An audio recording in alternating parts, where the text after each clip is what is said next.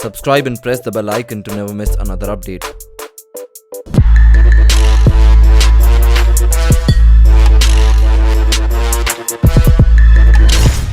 Hey guys, this is Ayush back again with another video, and today in this one I am going to be telling you how to correctly balance your Osmo Mobile 2.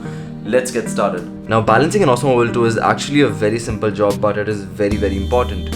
A properly balanced Osmo Mobile 2 will put less pressure on the motors, which will result in better performance and longer battery life. Now, to get started with the balancing process, just put in your phone and make sure that there's no gap here or here. So just slide it downwards and just adjust the position of your phone. Now, as you can see that there's an inclination towards this side.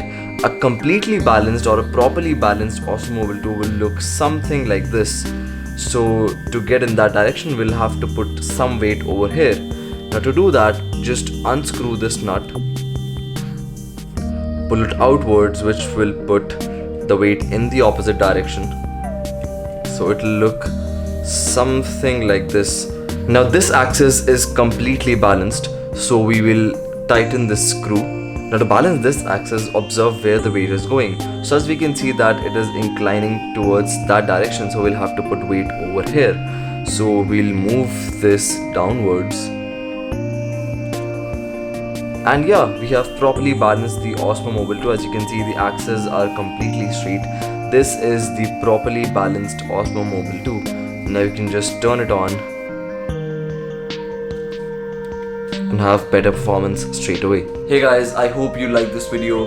There's a lot of hard work and effort which goes into making every single video, no matter how simple it is. So please make sure to hit the like button down below, and please make sure to subscribe to the channel. It really helps every creator on YouTube, and it really helps me to make more videos.